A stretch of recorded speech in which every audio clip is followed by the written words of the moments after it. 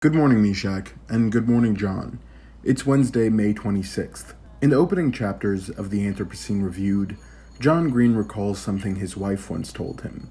That, in the Anthropocene, there are no disinterested observers. There are only participants. When people write reviews, they are really writing a kind of memoir. With that in mind, Green reviews a multitude of seemingly unrelated, but ultimately deeply personal aspects of the human-centered world on a 5-star scale. Chicago has sweltering summers, which can only be matched by the coolness of Lake Michigan. So, for me, and many others, the summer involves a great deal of time spent at the beach. My favorite beach is always changing. I'm especially loyal to Foster Beach, which I've spent the majority of my birthdays at. But in recent years, I've grown fond of Montrose Beach, which features an enormous ledge and has one of the best views of the Chicago skyline which anyone can hope for. It was at Montrose Beach that I began reading the Anthropocene Reviewed, and there the book will exist in my heart and in my mind. My sister had just left for college, my parents were on a trip, and my other sister had already moved out months prior. So, although I had just returned to my beloved city and to my childhood home, it was empty. I decided that Green's book was the perfect excuse to get out of the house and into the world. After all, I could read in my room, or I could read with a view and the summer heat and the sound of a city enjoying itself. The choice seemed obvious. I found a spot on the concrete ledge between land and lake and dipped my toes into the freezing water. It was too cold and just how I wanted it to be.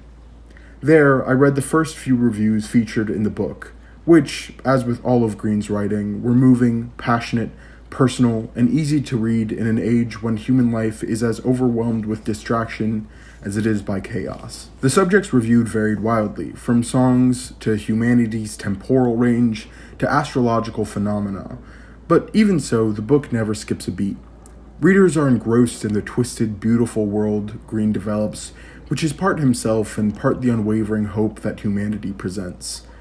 This book is all the beauty of an excellent writer with an eye for the profound, and all the witty cunning which readers of Green have become accustomed to. When I was at Montrose Beach, alone, and reading about the interdependence and interconnectedness of humanity, I became especially aware of my being alone. At the end of the day, I would return home to an empty house, and although I like my alone time, I wondered what a solitary future would look like, and imagined I wouldn't much like it. That wasn't until a giant splash interrupted my reading and my reflection. I jerked the book away from the water, offended by the idea of damaging its brand new pages, and almost scowled at the person whose dive made the splash.